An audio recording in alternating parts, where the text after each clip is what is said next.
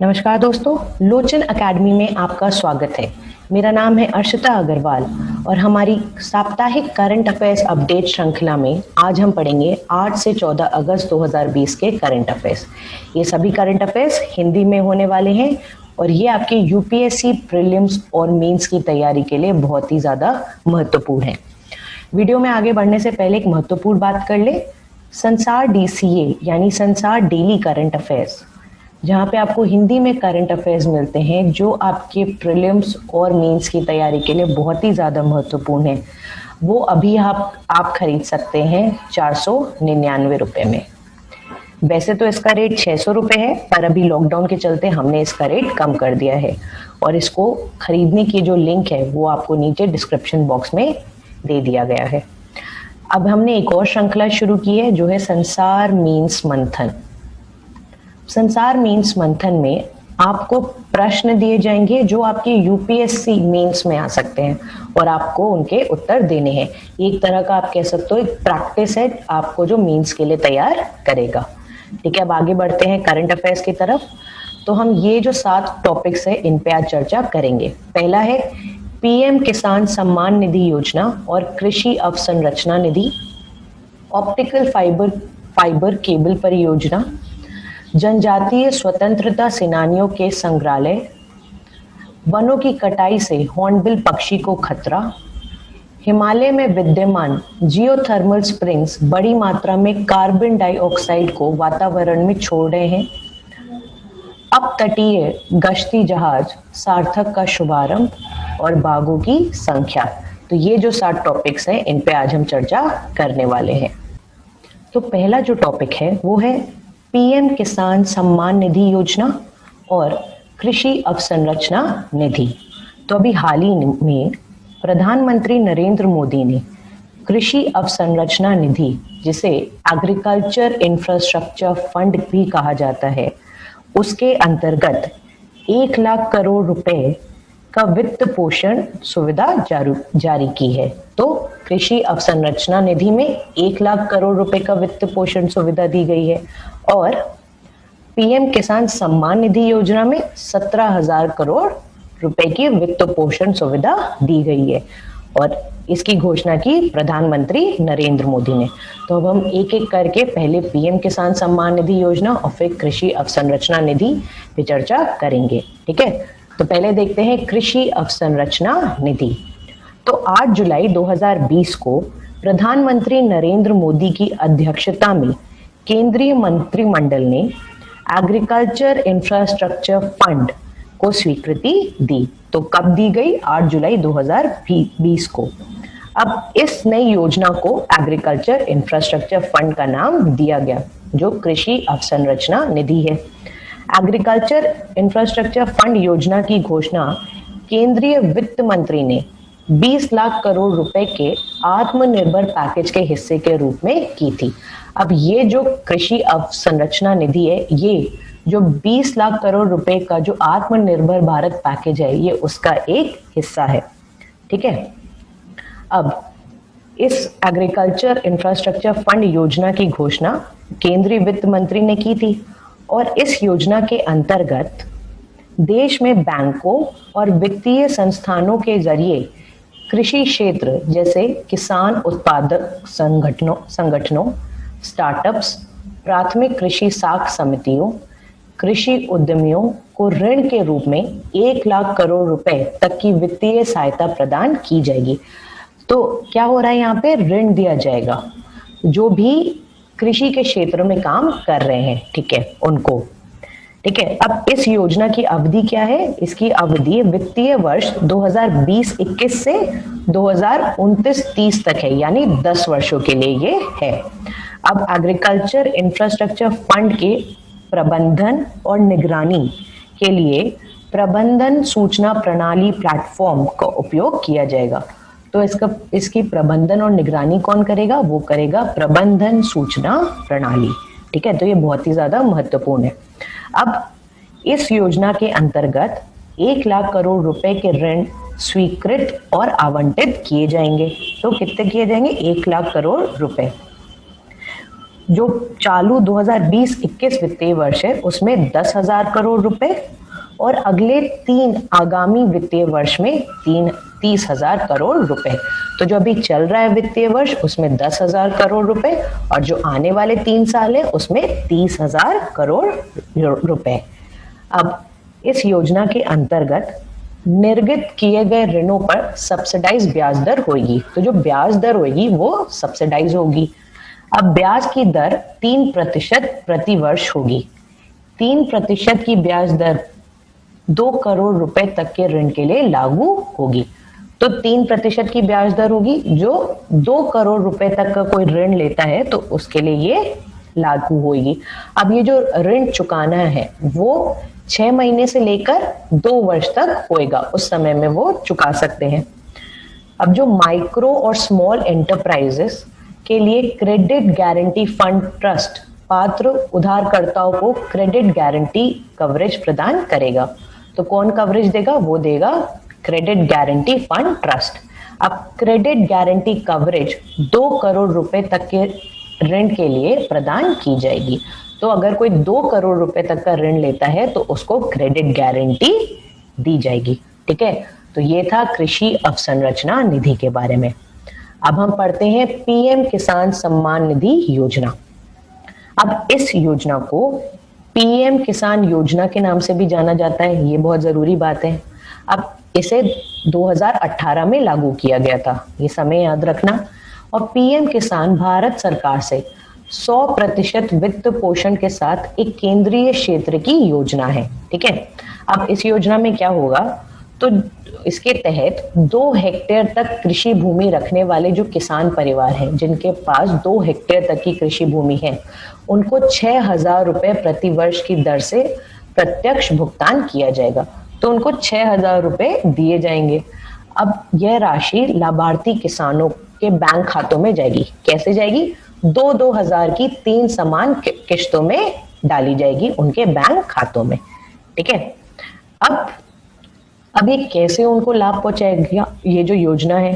इस योजना से लगभग 12 करोड़ छोटे और सीमांत किसान परिवारों को लाभ पहुंचेगी। ठीक है, जो भी संकटग्रस्त परिवार है ना, उनको लाभ पहुंचाएगी ये योजना, क्योंकि जो भी राशि है वो सीधा उनके बैंक खाते में डाल दी जाएगी।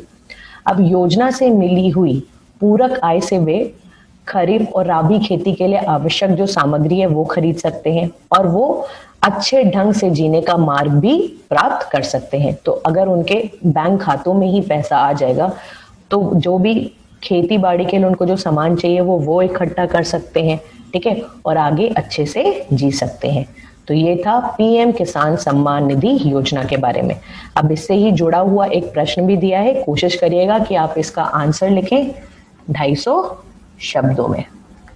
ठीक है, तो प्रश्न है, कृषि अवसंरचना कोष के महत्व को रेखांकित करते हुए सरकार द्वारा किसानों के लिए बनाई गई 2 योजनाओं की संक्षिप्त में चर्चा करें। तो जो अभी जिन दो योजनाओं पे अभी हमने चर्चा की है, आपको उनके बारे में बताना है। ठीक है, अब अगला टॉपिक है वो है ऑप्टिकल फाइबर केबल परियोजना। तो अभी हाल ही में प्रधानमंत्री नरेंद्र मोदी ने अंडमान एवं निकोबार द्वीप समूह के लिए समुद्र के नीचे बिछी ऑप्टिकल फाइबर केबल का उद्घाटन किया। तो प्रधानमंत्री नरेंद्र मोदी ने ये ऑप्टिकल फाइबर केबल जो अंडमान एवं निकोबार द्वीप समूह के नीचे बिछी हुई है, समुद्र के नीचे बिछी हुई है, उसका उद्घाटन किया। अब इस केबल के चालू होने के बाद अंडमान एवं निकोबार में हाई स्पीड ब्रॉडबैंड इंटरनेट का सपना पूरा होगा। तो जब ये ऑप्टिकल फाइबर केबल चालू हो जाएगा तो अंडमान और निकोबार में हाई स्पीड ब्रॉडबैंड इंटरनेट की सेवा मिल सकेगी। ठीक है, और इससे जैसे ये हाई स्पीड ब्रॉडबैंड इंटरनेट आएगा वहां पे, इससे व्यापार और पर्यटन को बढ़ावा मिलेगा। तो इसलिए ये ऑप्टिकल फाइबर केबल परियोजना बहुत ही ज्यादा महत्वपूर्ण है। तो पहले देखते हैं ऑप्टिकल फाइबर केबल परियोजना के बारे में। तो इस परियोजना में चेन्नई और पोर्ट ब्लेयर को 2313 किलोमीटर लंबी सबमरीन ऑप्टिकल फाइबर से जोड़ा गया है। तो किसे जोड़ा गया है? चेन्नई और पोर्ट ब्लेयर को। अब ये cable Swaraj Dweep, Little Andaman, Car Nicobar, Kamorta, Great Nicobar, Long Island में इंटरनेट कनेक्टिविटी को बढ़ाएगी। तो इन सब द्वीपों में ये इंटरनेट कनेक्टिविटी पहुंचाएगी। फिर इस परियोजना से किसने पहुंचाया है इस परियोजना को? ये परियोजना बीएसएनएल द्वारा पूरी की गई है। तो ये बहुत ही महत्वपूर्ण बात है कि ये परियोजना बीएसएनएल द्वारा पूरी की गई है। अब इस परियोजना के क्या लाभ हैं? ठीक है, तो इस केबल के माध्यम से पोर्ट ब्लेयर को 400 जीबीपीएस और अन्य द्वीपों को 200 जीबीपीएस तक की इंटरनेट स्पीड मिल सकती है। तो जब इंटरनेट स्पीड मिल जाएगी तो क्या होगा? वहाँ पे टेलीमेडिसिन की सुविधा, टेली एजुकेशन की सुविधा, ऐसी ई गवर्नेंस सेवाएं वहाँ मिल पाएंगी। फिर वहाँ पे ऑनलाइन पढ़ाई हो सकेगी, बैंकिंग की सुविधा मिल सकेगी और आप जो लोग हैं वहाँ रहते हैं वो ऑनलाइन शॉपिंग भी कर सकते हैं। तो छोटे कारोबारियों को भी फायदा मिलेगा और जब इंटरनेट इतनी आसानी से मिल जाएगा तो जो इंटरनेट की कीमत है वो भी कम हो जाएगी। ठीक है, तो ये था ऑप्टिकल फाइबर केबल परियोजना के बारे में। अभी इससे जुड़ा एक प्रश्न देख लेते हैं। तो पहले बताएं कि डिजिटल इंडिया कार्यक्रम क्या है? फिर डिजिटल गवर्नेंस में इसके महत्व का वर्णन कीजिए। तो आपको डिजिटल इंडिया कार्यक्रम के बारे में बताना है और डिजिटल गवर्नेंस में डिजिटल इंडिया कार्यक्रम का क्या महत्व है वो बताना है। और ये आपको आंसर लिखना है 250 शब्दों में। ठीक है, ये था इस टॉपिक के बारे में। अब अगला टॉपिक है जनजातीय स्वतंत्रता सेनानियों के संग्रहालय। ठीक है, तो जनजातीय लोगों द्वारा देश के स्वतंत्रता संग्राम में दिए गए बलिदान और योगदान को उचित मान्यता देने के लिए जनजातीय कार्य मंत्रालय जनजातीय स्वतंत्रता सेनानियों के संग्रहालय स्थापित कर रहा है। तो जो जनजाति है उन्होंने देश की स्वतंत्रता के लिए क्या बलिदान दिए और हम ये बात आने वाली पीढ़ी को कैसे बताएं, इसीलिए ये संग्रहालय की स्थापना की जा रही है। ठीक है, तो पहले हम इन संग्रहालय के बारे में देख लेते हैं। तो जनजातीय स्वतंत्रता सेनानियों के संग्रहालय की स्थापना की घोषणा 15 अगस्त 2016 को प्रधानमंत्री द्वारा स्वतंत्रता दिवस के अवसर पर की गई थी। तो इसकी घोषणा की गई थी 2016 को। प्रधानमंत्री ने अपने संबोधन में कहा था कि सरकार उन राज्यों में स्थायी संग्रहालय स्थापित करना चाहती है जहां जनजातीय लोग रहते थे और जिन्होंने अंग्रेजों के खिलाफ संघर्ष किया और उनके सामने झुकने से मना कर दिया था। तो वहां संग्रहालय स्थापित किया जाएगा जहां जनजाति लोग रहते थे और कैसे उन जनजाति ने अंग्रेजों के खिलाफ संघर्ष किया था और उनके सामने झुकने से मना कर दिया था। ठीक है, सरकार विभिन्न राज्यों में इस तरह के संग्रहालयों का निर्माण का काम करेगी ताकि जो आने वाली पीढ़ियां हैं उनको पता चल सके कि बलिदान देने में हमारे आदिवासी कितने आगे थे। तो जो आने वाली पीढ़ी है उनको हमारे आदिवासी के बलिदानों के बारे में पता लगेगा। तो अभी तक 9 स्वतंत्रता सेनानियों के संग्रहालय को स्वीकृति दी गई थी। ठीक है, उसमें से 2 का निर्माण कार्य पूरा होने वाला है और जो बचे 7 हैं उनका कार्य प्रगति विभिन्न चरणों में है। तो धीरे धीरे उनका काम भी खत्म हो जाएगा। अनुमान है कि 2022 के अंत तक सभी संग्रहालय अस्तित्व में आ जाएंगे। तो 2022 के अंत तक सभी संग्रहालय आ जाएंगे अस्तित्व में। ठीक है, अब ये जो जनजातीय स्वतंत्रता सेनानियों के संग्रहालय हैं उनकी क्या विशेषताएं हैं? तो सभी संग्रहालयों में virtual reality, augmented reality, 3D, 7D holographic projection, ये सब सुविधा होगी। इन संग्रहालयों में आदिवासी लोगों की जैविक और सांस्कृतिक विविधता के संरक्षण से संबंधित चिंताओं की रक्षा के लिए किए गए संघर्ष के तरीकों को प्रदर्शित किया जाएगा। ठीक है, तो ये है जनजातीय स्वतंत्रता सेनानियों के संग्रहालय के बारे में। अब जो अगला टॉपिक है वो है वनों की कटाई से हॉर्नबिल पक्षी को खतरा। तो अभी हाल ही में उपग्रह डेटा पर आधारित एक अध्ययन से पता चला है कि अरुणाचल प्रदेश में उन वनों की कटाई अधिक हुई है जहां सुप्रसिद्ध हॉर्नबिल पक्षी का निवास स्थान है। तो एक अध्ययन से पता चला कि अरुणाचल प्रदेश में उन वनों को काटा गया जहां हॉर्नबिल पक्षी रहते हैं। अब आपको ये अध्ययन के बारे में पता होना चाहिए और हॉर्नबिल पक्षी के बारे में, जो हम जिसके बारे में आगे चर्चा करेंगे। ठीक है, अब ये जो अध्ययन हुआ उसमें पता चला कि पापुम आरक्षित वन, पाके टाइगर रिजर्व आदि में वनों की कटाई की दर ऊंची रही है। ठीक है, तो इन जगह वनों की कटाई दर ऊंची रही। अब इसका जो प्रमुख कारण है वो है वनों की अवैध कटाई और निर्जातीय संघर्ष। ठीक है, अब जो पापुम आरक्षित वन अरुणाचल प्रदेश में ये एक महत्वपूर्ण पक्षी और जैव विविधता का क्षेत्र है। अब इसके पूर्व दिशा में ईटानगर वन्यजीव अभयारण्य और पश्चिम में पाके वन्यजीव अभयारण्य स्थित है। ये जो पाके टाइगर रिजर्व को इसे पखुई टाइगर रिजर्व के नाम से भी जाना जाता है और यह पूर्वोत्तर भारत में अरुणाचल प्रदेश के पक्के केसांग जिले में स्थित है। फिर जो पापुम आरक्षित वन है वहां पे हॉर्नबिल की 3 प्रजातियां पाई जाती हैं और पक्के टाइगर रिजर्व में हॉर्नबिल की 4थी प्रजाति पाई जाती है। तो इसलिए ये बहुत ही ज्यादा महत्वपूर्ण है। तो आप जब इन वनों की कटाई करोगे तो जो हॉर्नबिल पक्षी हैं जहां रहते हैं तो उनको भी दिक्कत होगी। अब हम हॉर्नबिल पक्षी के बारे में पढ़ते हैं। अब हॉर्नबिल ये एक उष्णकटिबंधीय और उपोष्ण कटिबंधीय अफ्रीका, एशिया और मेलेनेशिया में पाए जाने वाला पक्षी है। इसे भारत में धनेश के नाम से भी जाना जाता है, ये आपको याद रखना है। अब भारत में हॉर्नबिल की लगभग 9 प्रजातियां पाई जाती हैं, जिनमें से कुछ इस प्रकार है। कौन से है वो? एक है भारतीय grey hornbill, Malabar grey hornbill, Malabar pied hornbill और ये व्यापक रूप से पाने जाने वाला ग्रेट हॉर्नबिल इत्यादि पाई जाती हैं। अब भारत के उत्तर पूर्वी राज्यों में Rufus naked hornbill, Austin brown hornbill आदि अन्य हॉर्नबिल की प्रजातियां पाई जाती हैं। तो लगभग भारत में 9 प्रजातियां हॉर्नबिल की पाई जाती हैं। अब भारत के अंडमान निकोबार द्वीप समूह के नारकोंडम द्वीप में हॉर्नबिल पक्षी की नारकोंडम प्रजाति पाई जाती है और इसकी संख्या बहुत ही कम बची है। अब जो हॉर्नबिल पक्षी है उसका अवैध शिकार हो रहा है, इसकी वजह से ये संकटग्रस्त कही जाती है। ठीक है, तो ये है हॉर्नबिल पक्षी के बारे में। अब हम पढ़ेंगे हॉर्नबिल फेस्टिवल के बारे में। तो हॉर्नबिल फेस्टिवल वर्ष 2000 में भारतीय पर्यटन विभाग की ओर से आरंभ किया गया था। तो किसने शुरू किया था? भारतीय पर्यटन विभाग ने वर्ष 2000 में।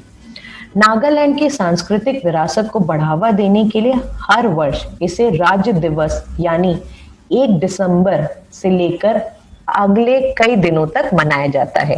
तो ये जो हॉर्नबिल फेस्टिवल है ये 1 दिसंबर को शुरू होता है और अगले कई दिनों तक ये मनाया जाता है। अब दरअसल हॉर्नबिल नागा जनजाति का पूजनीय पक्षी है, जिसके कारण ही इस त्योहार का नाम हॉर्नबिल फेस्टिवल है। तो जो नागा जनजाति है वहां का ये पूजनीय पक्षी है, तो इसलिए इसका नाम हॉर्नबिल फेस्टिवल है।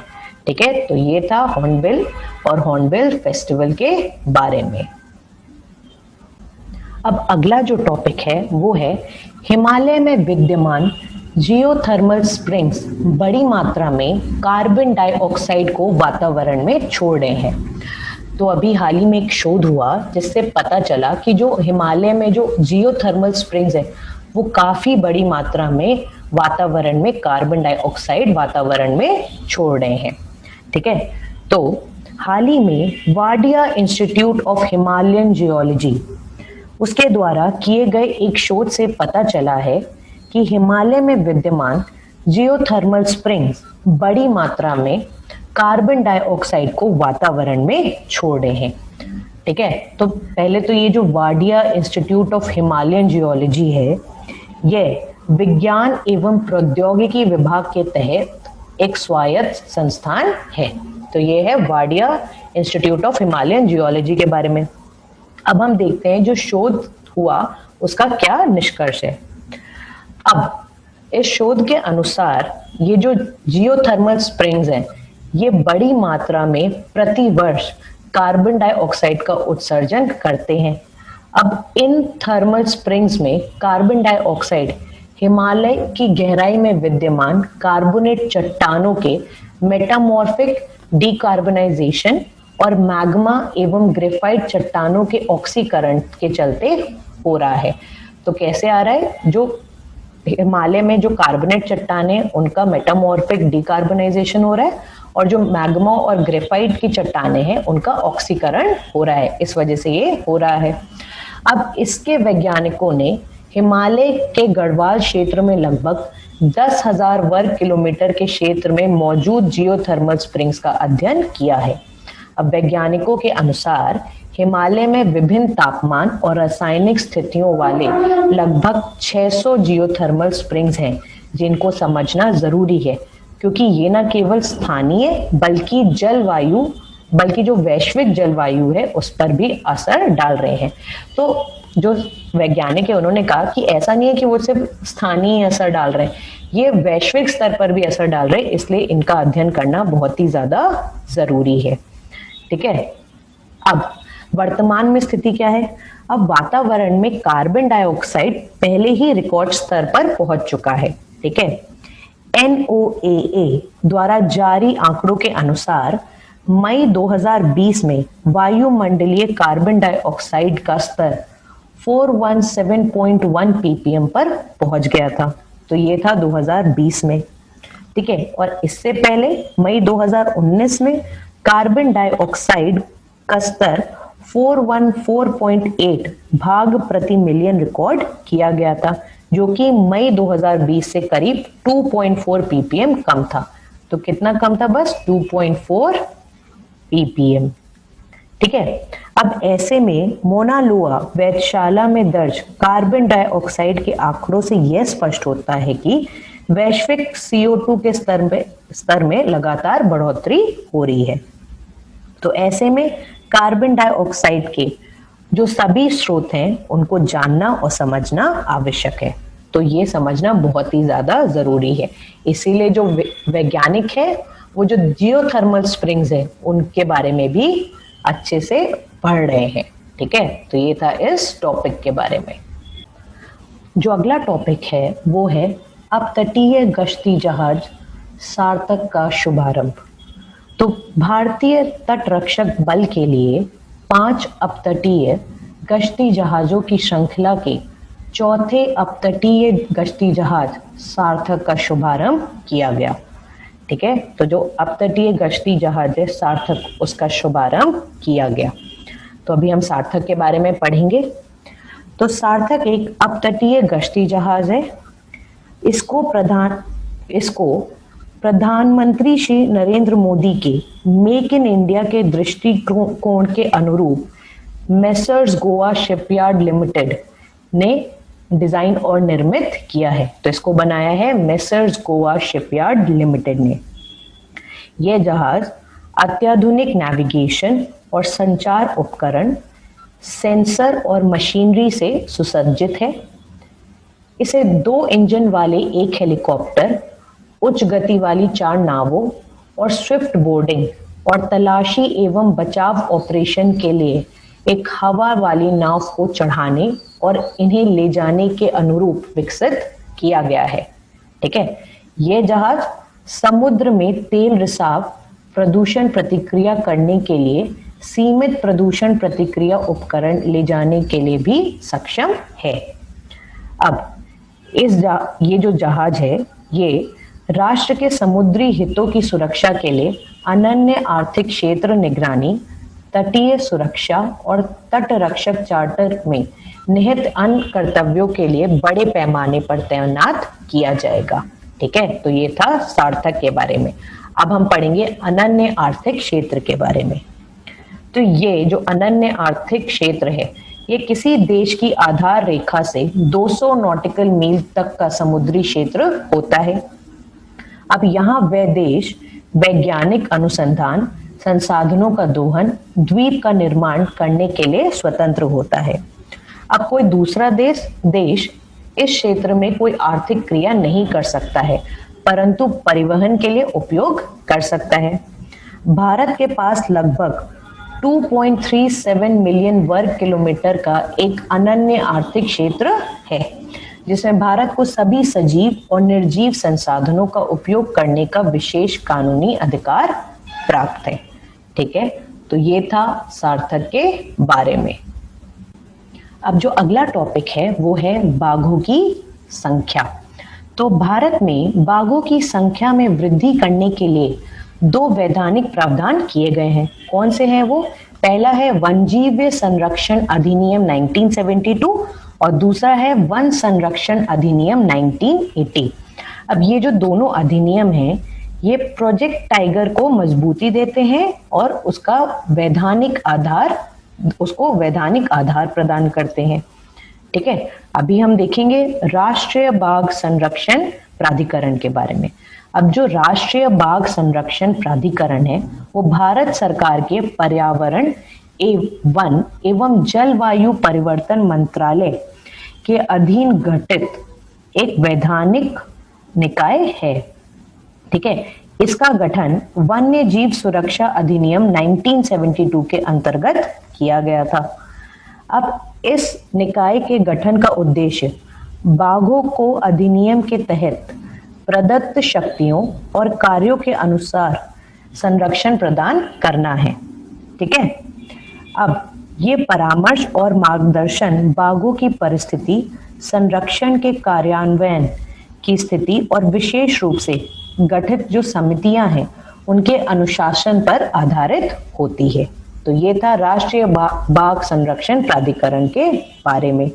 ठीक है, अब इसके कार्य क्या है?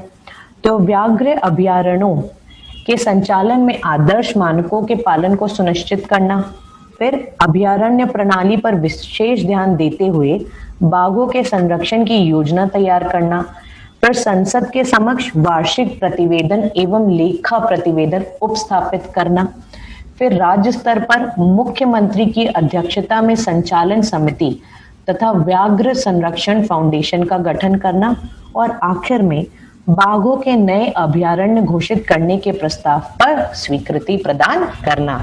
ये है इसके कार्य। अब हम पढ़ेंगे कि इसमें समस्याएं और क्या चुनौतियां हैं। तो विश्व के देशों में भारत उन देशों में है जहां प्रति व्यक्ति जंगल सबसे कम है। तो ये है भारत की स्थिति। अब भारत और पूरे विश्व में व्याघ्र संरक्षण में एक बहुत ही बड़ी समस्या उनका शिकार है। अब भारत के जैसे सुंदरबन को ले वहां पे जलवायु परिवर्तन हो रहा है, उसके कारण समुद्र का जो जल स्तर है वो बढ़ रहा है और इसका बहुत बड़ा दुष्प्रभाव उस क्षेत्र में रहने वाले रॉयल बंगाल बाघों पर हुआ है। तो ऐसी समस्याएं और चुनौतियां सामने आ रही हैं।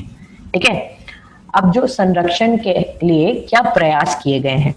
तो राष्ट्रीय व्याघ्र संरक्षण प्राधिकरण ने वन संरक्षकों के लिए एक मोबाइल अनुश्रवण प्रणाली विकसित की है जो है एमस्ट्राइप्स, यानी monitoring system for tigers intensive protection and ecological status. फिर 2010 में सेंट पीटर्सबर्ग व्याघ्र शिखर सम्मेलन में बाघों की आबादी वाले 13 देशों के नेताओं ने ये संकल्प लिया था कि बाघों की संख्या को दुगनी कर दिया जाएगा और इसके लिए एक नारा दिया था, वो था TX2।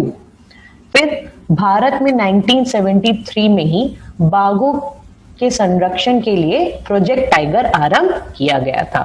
ठीक है, तो ये प्रयास किए गए। फिर विश्व बैंक के वैश्विक व्याघ्र पहल कार्यक्रम ने बाघों से संबंधित एजेंडा को सबल बनाने के लिए वैश्विक प्रतिभागियों को प्रेरित किया है। कालांतर में यह कार्यक्रम वैश्विक व्याघ्र पहल परिषद का रूप ले चुकी है और इसके अंदर 2 अलग अलग उप कार्यक्रम है, वो है वैश्विक व्याघ्र मंच कार्यक्रम और वैश्विक हिम तेंदुआ पारिस्थितिकी सुरक्षा कार्यक्रम। ठीक है, तो ये 2 उप कार्यक्रम हैं। अब कुछ परियोजनाएं हैं जो विवाद में रही हैं, उनके बारे में देख लेते हैं। तो कान्हा और पेंच बाघ रिजर्व को जोड़ने वाले गलियारे में राजमार्ग और रेलवे लाइनों का विस्तार किया जा रहा है। महाराष्ट्र के मेलघाट बाघ रिजर्व से होकर एक रेलवे लाइन का निर्माण किया जा रहा है। फिर मध्य प्रदेश के पन्ना टाइगर रिजर्व का लगभग 100 वर्ग किलोमीटर केन बेतवा नदी लिंकिंग परियोजना में चला जाएगा। तो इससे क्या हो रहा है, जो कई बाघ रिजर्व हैं उनको नुकसान होएगा। ठीक है, तो ये था इस टॉपिक के बारे में। अब इससे जुड़ा एक प्रश्न देख लेते हैं। प्रोजेक्ट टाइगर के विषय में संक्षिप्त में चर्चा करें। अब ये जो प्रश्न है इसका उत्तर आपको 250 शब्दों में देना है। ठीक है, तो ये थे आज के 7 टॉपिक। अगर आपको हमारा ये प्रयास पसंद आया तो लाइक करना ना भूलें, सब्सक्राइब करें संसार लोचन को और बेल आइकन दबाएं ताकि जब भी हम कोई वीडियो डालें तो आपको नोटिफिकेशन मिल जाए। ठीक है, तो आज के लिए बस इतना ही। मिलते हैं अगले लेक्चर में। धन्यवाद।